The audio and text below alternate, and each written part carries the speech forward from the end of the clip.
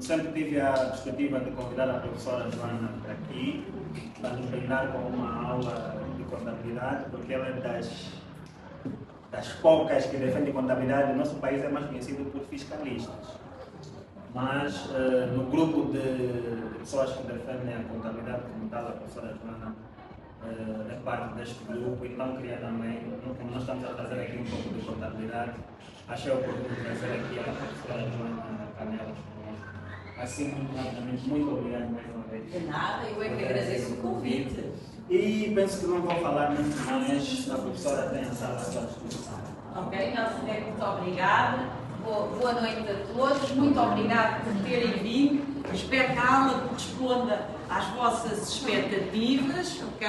Portanto, só para completar aqui um bocadinho mais do que disse o Melquisedeque, eu já estou em Angola há muitos anos, comecei a vir em 2007, na altura para trabalhar em SAP.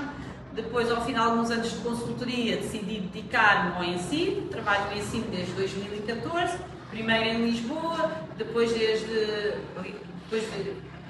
2012, trabalho primeiro em Lisboa, depois em 2014 voltámos para Angola e desde aí tenho-me dedicado ao ensino, primeiro em formação profissional e desde 2018, de facto, muito ligada à Ordem dos Contabilistas por causa do projeto do estágio em ambiente controlado, que eu penso que muitos de vocês já passaram, outros ainda não, mas irão com certeza passar, pelo menos quem tem interesse em ter contabilidade como profissão. Pronto, é verdade, eu sou uma pessoa muito acérrima da contabilidade, não significa que eu detesto a fiscalidade, significa só que não gosto de pagar impostos, não é?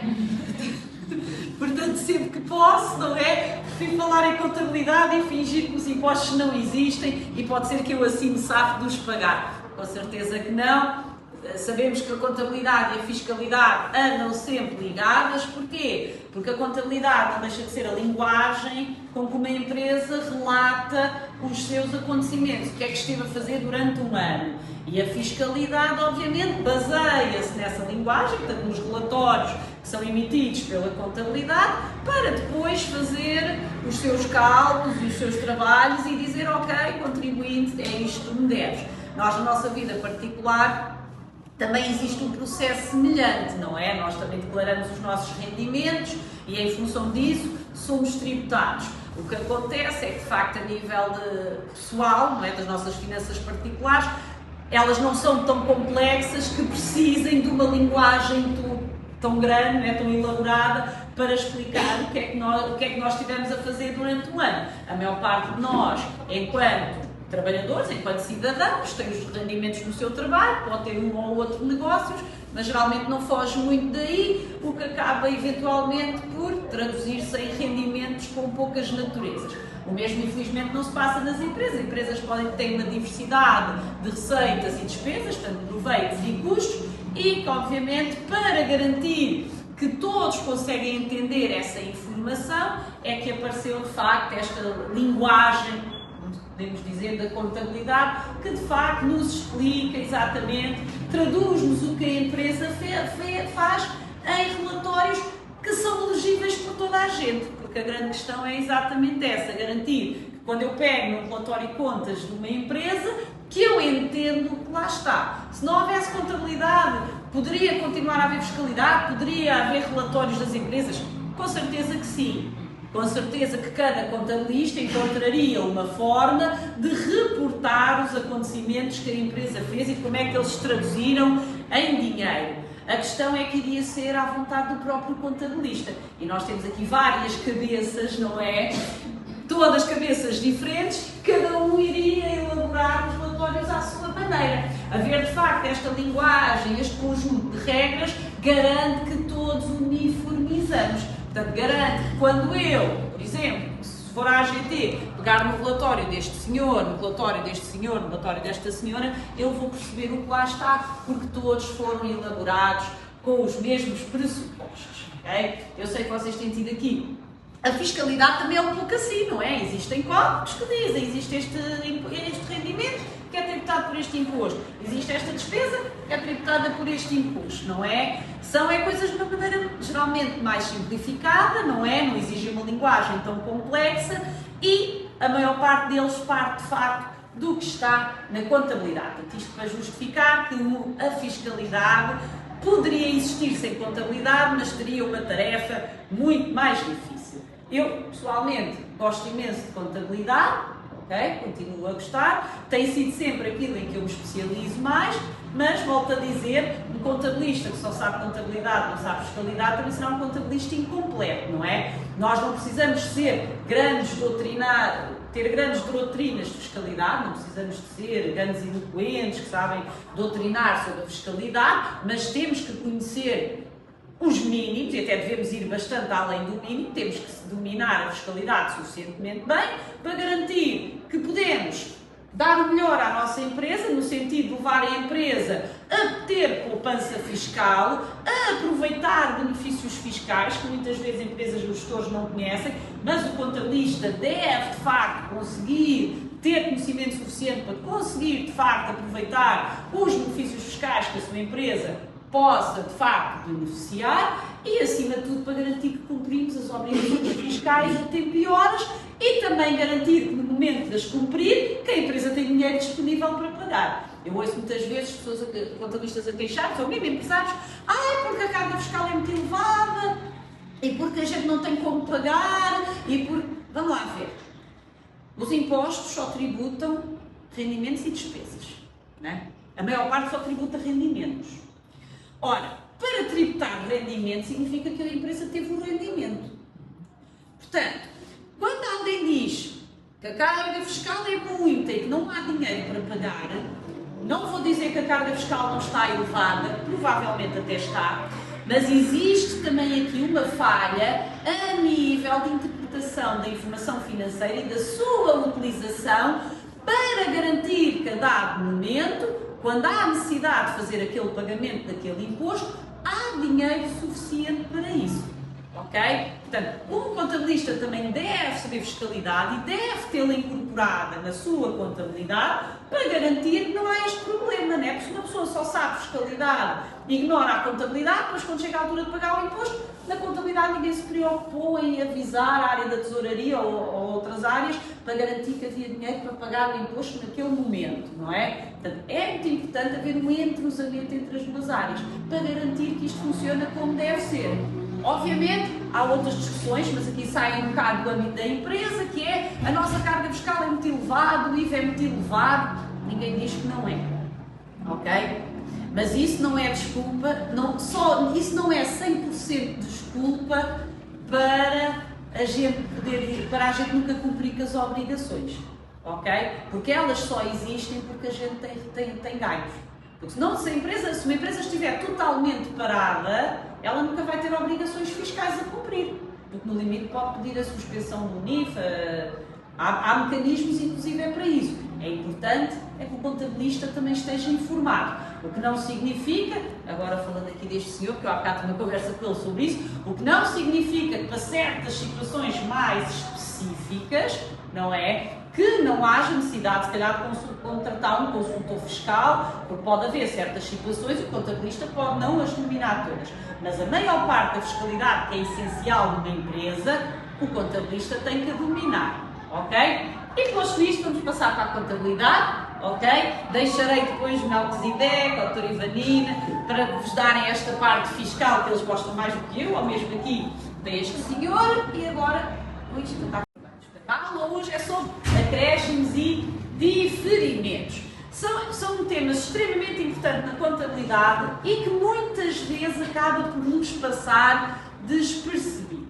Porquê? Porque quando falamos na base do acréscimo, ok? Portanto, acréscimos e diferimentos está tudo relacionado com a base do acréscimo, estamos a ir à chamada estrutura conceptual do próprio Plano Geral de Contabilidade. Sendo que, e aqui estou a usar excerto da própria IAS 1, a Norma Internacional de Contabilidade 1, mas que foi adaptado para o nosso Plano Geral de Contabilidade. Para quem não sabe, o nosso Plano Geral de Contabilidade foi elaborado em 2001 com base já nas normas internacionais.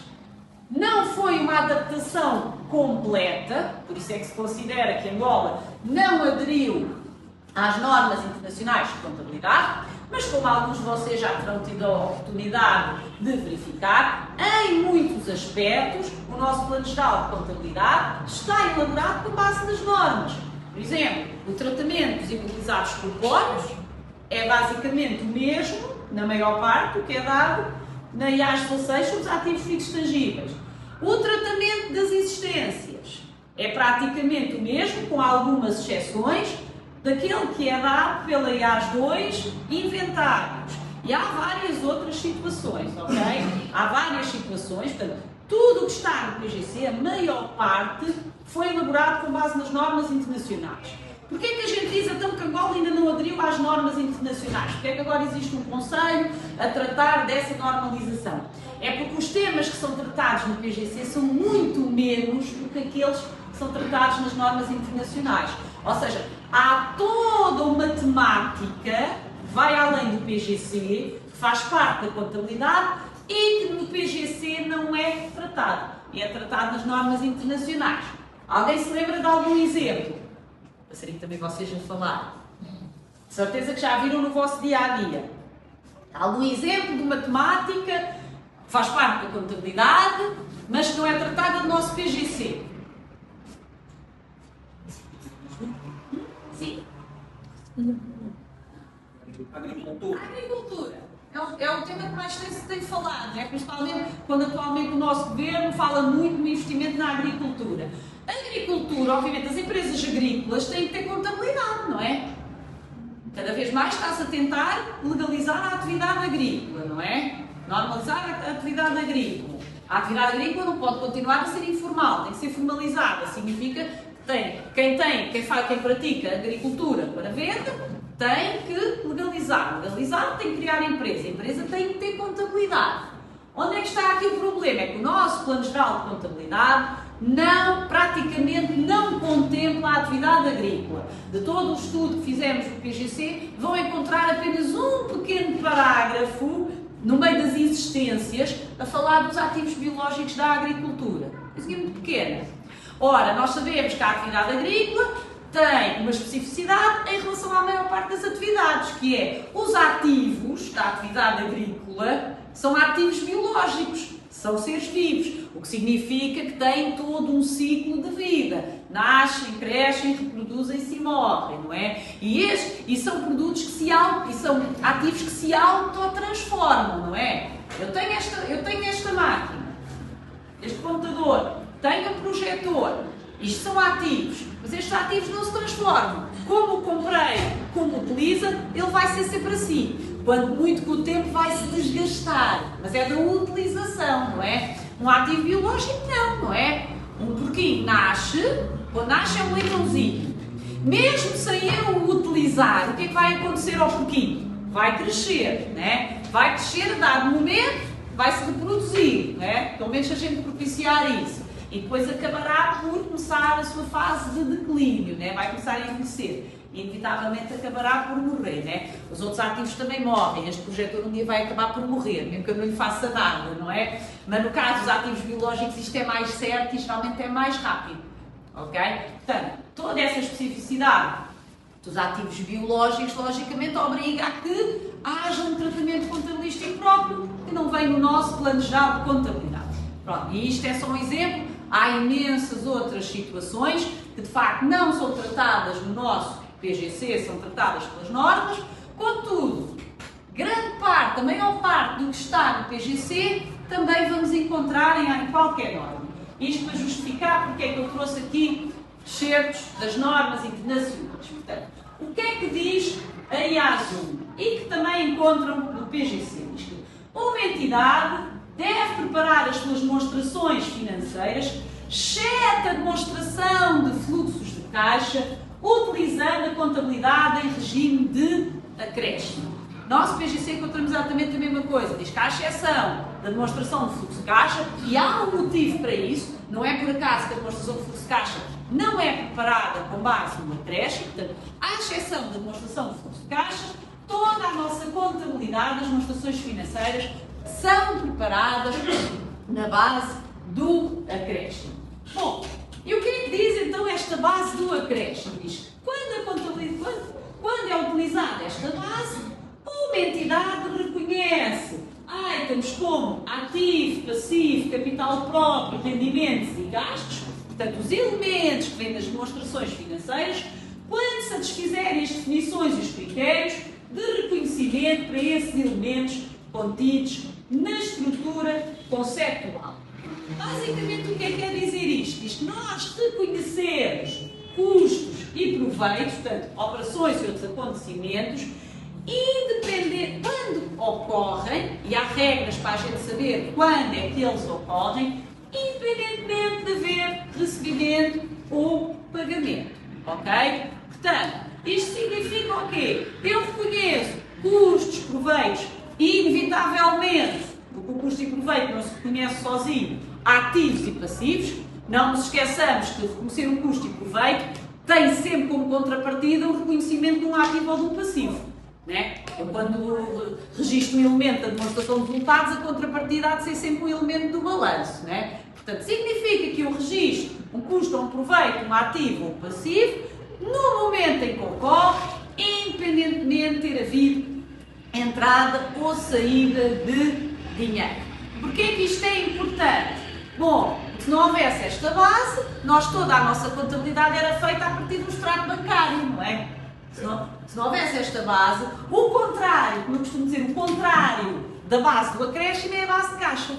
Base de caixa é reconhecer as operações em função das entradas e saídas de dinheiro. Isto é que é uma base de caixa. Ora, os entendidos, não fomos nós, mas os entendidos, já ao longo dos anos, entenderam que a melhor forma, de facto, de representar as operações da contabilidade é não ter como base os momentos em que há entradas ou saídas de valor. Ok? E aí isto é que se chama base do acréscimo. Igual vocês perguntam, então qual é que é o momento em que eu reconheço as operações? São essas regras todas que estão depois no resto das normas de contabilidade, não é? Consoante o tipo de operação, consoante o momento em que se considera que a operação ocorreu.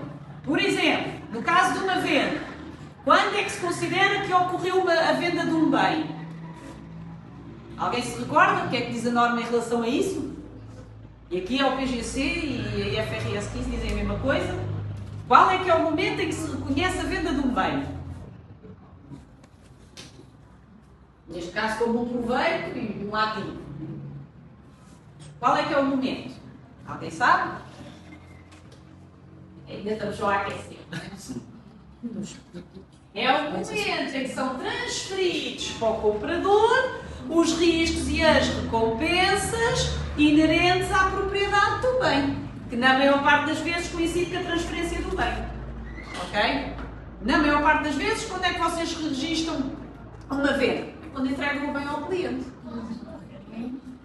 Ou depois pode haver, há sempre os casos excepcionais, não é? As vendas à consignação e outras situações excepcionais que derivam depois de especificidades das próprias operações de venda, mas a regra normal é: eu reconheço a venda do bem, portanto o proveito, o ativo associado a isso, quando eu entrego o meu bem ao cliente, independentemente de ele já ter pago ou não é? Mesmo que ele não tenha pago, o que é que eu vou fazer? Vou registrar uma dívida. É um ativo que aumenta, não é? Vou registrar um ativo da dívida, vou registrar o proveito. Se ele já me tiver pago, tudo bem. Registro o proveito e registro o aumento de um ativo de dinheiro. Okay? Mas independentemente de ter havido o pagamento ou não, o momento em que eu entrego o bem ao cliente é o momento em que eu reconheço. Quando chega janeiro, bem, tenho o dinheiro na minha posse mais um mês, mais o texto de custo. Entretanto, o banco vem à minha conta, passa para aqui 300 mil, né? O banco nem pede para a gente pagar, ele chega lá e retira-me os 300 mil. É assim que eles fazem, né? A gente também, porque a gente assina um documento a autorizar, né? Pronto. Então o banco retira-me os 300 mil, o que é que eu vou fazer? Já não devo nada ao banco neste momento, ou melhor, já não devo juros ao banco neste momento, né? Os juros já paguei todos, não é? Vou reduzir o valor, vou zerar a dívida, né? Vou zerar a conta. E saiu o dinheiro do banco, cá está. Uma diminuição do meu ativo. Um adicional. Não tem nada a ver com acréscimo e diferimento, mas estava na altura de pagar uma prestação mesmo de dívida. Cá está, diminui a dívida e sai dinheiro também do banco. Ok? Peço desculpa, isto são 500. Eu vou corrigir isto, desculpem lá. Cá está. Ok? Portanto, primeiro, reconhecimento do último mês de juros antes de pagar. Pagamento dos juros. Deixei de ter dívida em relação aos juros. Já não devo juros ao banco neste momento. No próximo mês já vou dever outra vez, né? Até pagar o empréstimo todo vou estar sempre a dever juros. Mas neste mês já não devo juros ao banco, já paguei. E para acrescentar, como estava na altura de pagar uma parte da dívida, o banco também veio buscar, que é assim que os bancos fazem. Também porque a gente nos autoriza. Última situação, que é proveitos a repartir. Portanto, proveitos diferidos. Bom, isto é... Sim, proveitos diferidos. Sim. Então, cá está. Recebi, por exemplo, as rendas adiantadas. Recebi já várias rendas. O que é que eu vou fazer? Ainda não é proveito, que eu estou a receber agora e as rendas só começam a vencer depois, né? Então, recebi, está aqui, dinheiro a entrar. Está ali, no banco. Mas como não posso já registrar o proveito das rendas todas, que só vai começar a contar a partir de agora, vou fazer um diferimento. Vou registrar nesta conta de proveito diferido. No meu balanço, que impacto é que isto tem? Não altera o valor, altera apenas a composição. Não movimentarmos nenhuma conta de custo nem proveito. Portanto, vou ter um aumento na conta de outros passivos correntes. Cá está, proveitos a repartir pelo futuro. Porquê? Vocês estão a ver, isto é um passivo. Está a débito, está a crédito. Porquê? Porque eu tenho uma obrigação de agora deixar o meu inquilino usufruir do imóvel durante aqueles meses todos, não é? Portanto, eu tenho um passivo, mas por outro lado eu tive um aumento do ativo. À partida a minha disponibilidade aumentou. Aqui, tenho um aumento de um ativo. Exatamente no mesmo valor que o aumento do passivo. Portanto, aumento ao passivo, aumento ao ativo no mesmo valor, o capital próprio continua igual. Portanto, não há alterações no valor do balanço. Há apenas na composição. Tenho mais disponibilidade e tenho uma dívida. Depois, já recebi, agora passou o primeiro mês. Meu inquilino está a usufruir do imóvel. Bom, então o que eu tenho que fazer é reconhecer o proveito. Portanto, diminuo o valor do meu passivo para reconhecer o proveito. E vou fazendo isso até chegar ao último mês que o inquilino tem direito. Agora sim, já temos impacto no valor do nosso balanço. Porquê? Temos proveito reconhecido, ou seja, tem impacto na demonstração de resultados. A minha demonstração de resultados vai aumentar, dependendo do tipo de proveito que é, ou aumento os proveitos operacionais, ou aumento os proveitos financeiros, ou eventualmente os não operacionais. Ou seja, vai haver impacto na minha demonstração de resultados. Consequentemente, terá impacto no balanço. Neste caso, o que é que vai acontecer? Como vocês viram, eu vou diminuir o passivo, portanto, este valor vai diminuir por contrapartida de proveito. Ora, se diminui o passivo, mas o ativo mantém-se, eu tenho um aumento do valor do capital próprio, né? Tenho o ativo menos o passivo, mas o passivo agora é mais pequeno porque ficou diminuído por este valor. Ou seja, o valor do meu balanço aumenta. Dúvidas até aqui? Então agora os meses. Os 600 mil kwanzas que recebemos logo no início. Então pagamos logo 600 mil kwanzas. Só leva a viatura depois de nos pagar. Ok? Mas o serviço, como é prestado ao longo de 6 meses, eu não posso reconhecer já o proveito todo. Então o que é que eu vou fazer? Bom, no dia 1 de novembro, quando foi feito o acordo, não é? E recebi, tenho aqui o recebimento, né?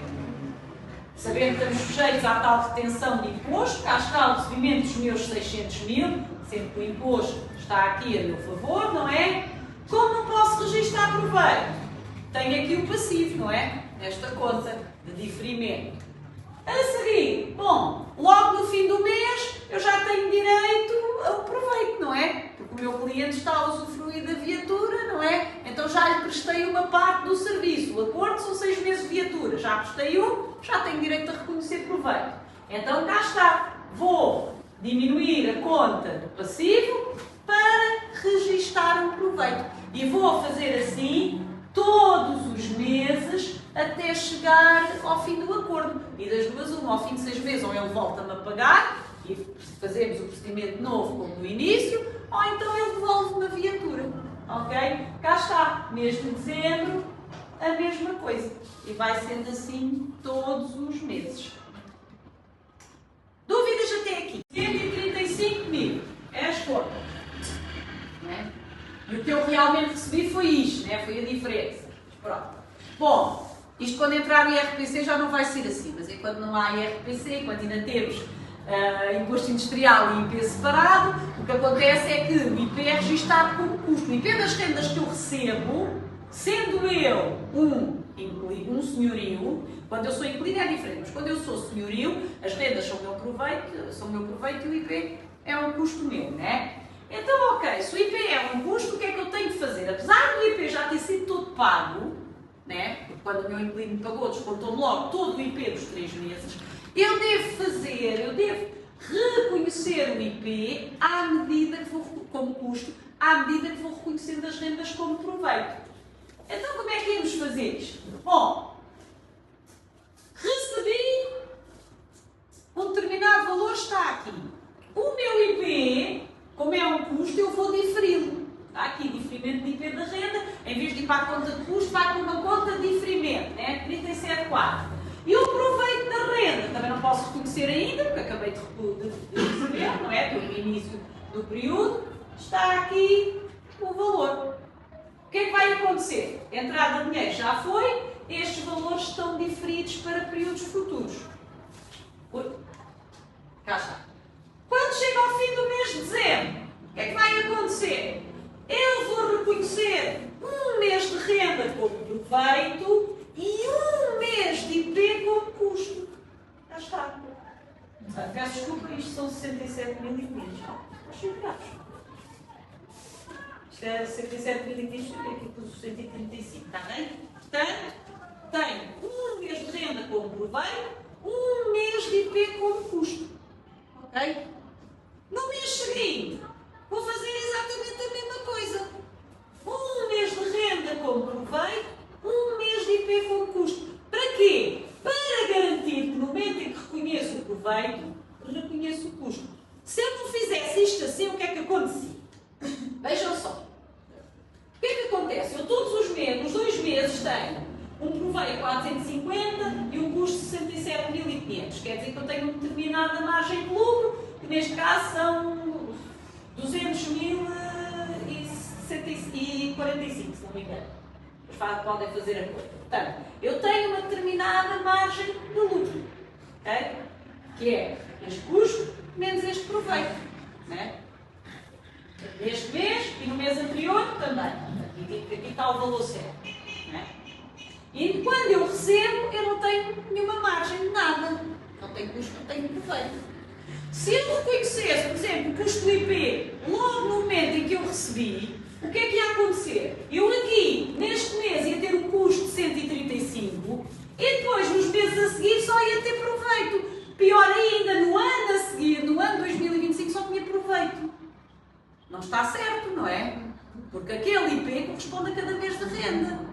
Então, o que eu tenho que fazer é balancear. Todos os meses, ok, proveito e o custo correspondente. Para evitar que haja um grande custo neste mês e depois nos outros meses só proveitos. Parece que tivemos o mesmo muito mal e 2 meses muito bons, não é? Quando na realidade o que tivemos é 2 meses onde há custo e proveito, não é? E que o balanço até é positivo, porque o proveito é superior ao custo.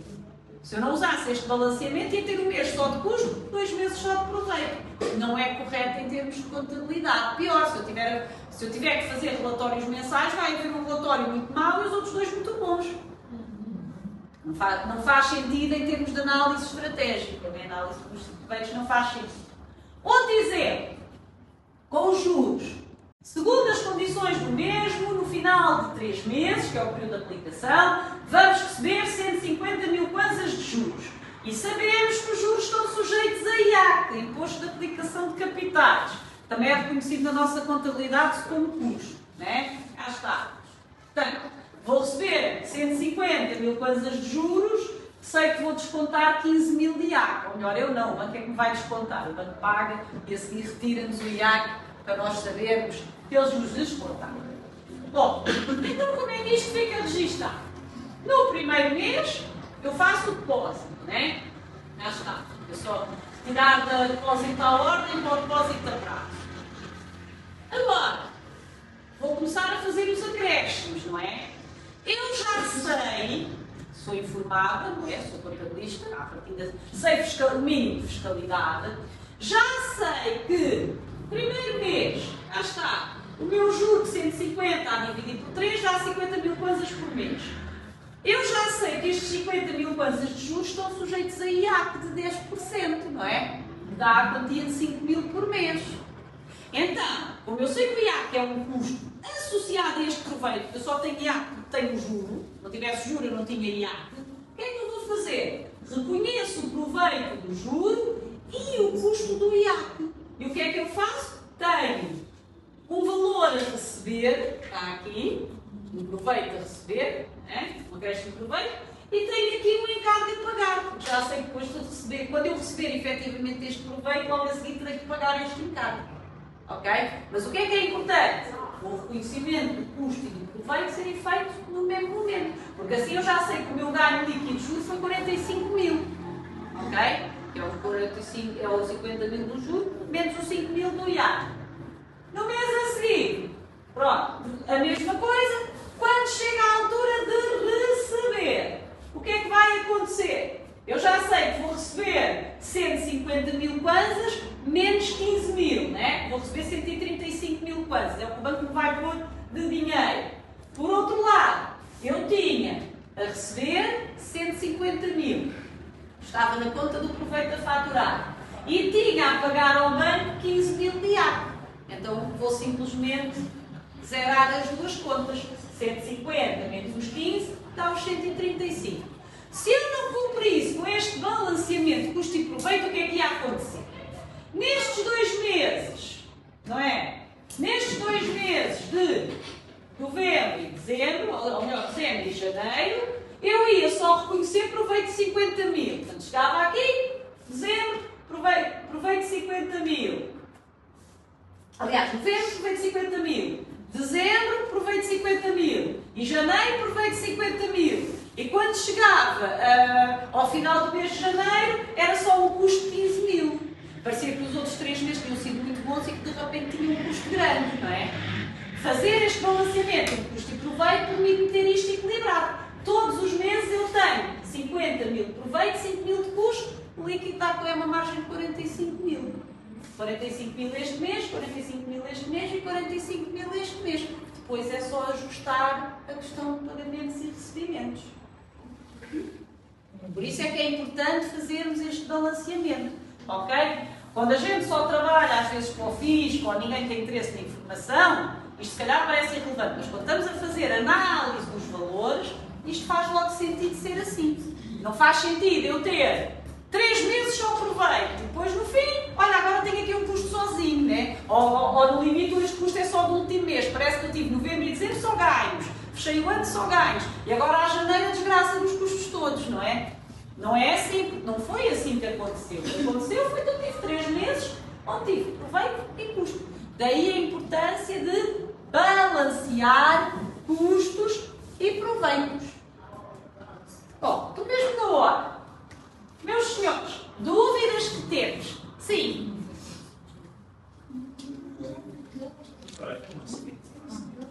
Voltando no...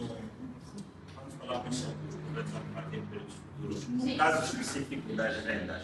Das rendas. Certo. Imaginemos que temos uma situação em que o cliente pagou 6 meses no período de outubro a março do ano seguinte.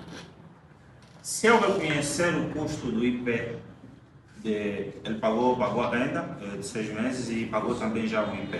Descontou já o IP e pagou. Se eu reconhecer o custo do IP desses 6 meses, neste exercício, vamos supor 2025, qual seria o impacto que teria no balanço? O impacto vai ter é que este ano tem um custo muito grande e no próximo ano tem 3 rendas sem custo nenhum. Parece que este ano pagou muito mais imposto, parece que este ano teve um custo de imposto muito maior do que no próximo ano, quando na realidade você teve 3 meses num ano e 3 meses no outro. No imposto devia ser 3 meses no ano, 3 meses de imposto. Está bem que ele foi pago todo de uma vez, mas nós sabemos que a nossa contabilidade não é feita em regime de caixa, é feita em base de caixa, é base de acréscimo. E a base de acréscimo diz, registro o custo quando ele ocorre e o proveito quando ocorre. E que tem que tentar, se possível, balancear. Ora, só tem IP porque tem renda. Então, eu só devo reconhecer o custo de IP quando reconheço o custo da renda. Senão a sua informação é errada. Vamos imaginar isto no nível de gestão. No primeiro, chega ao final do ano 2024, estava ali um batalhão de impostos.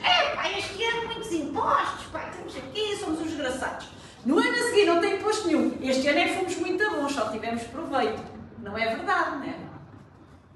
Se você recebesse ajuda... Imagine no ano a seguir, portanto, houve este ano muito bom, muito mal. Pagámos o imposto toda uma vez. No ano a seguir, muito bom, só tivemos ganho. E agora, no outro ano a seguir, você muda o procedimento e o cliente começa-lhe a pagar todos os meses. Então aí você já reconhece o imposto todos os meses. E ele de repente, epá, o que é que se passa? Você antes trabalhava tão bem, agora trabalhamos tão mal. Agora temos tanto imposto. Não tem. O que aconteceu foi que naquele ano, porque estou por não cumprir com a base do acréscimo, não registro o custo. Eu registro no ano errado. Está a perceber? Portanto, quando a gente fala numa análise, mesmo de custos e proveitos, quando a gente já sai do âmbito só do registro das operações e passa para a análise, nós estamos a fazer uma análise errada porque foi mal reconhecido, o custo não foi reconhecido no momento certo.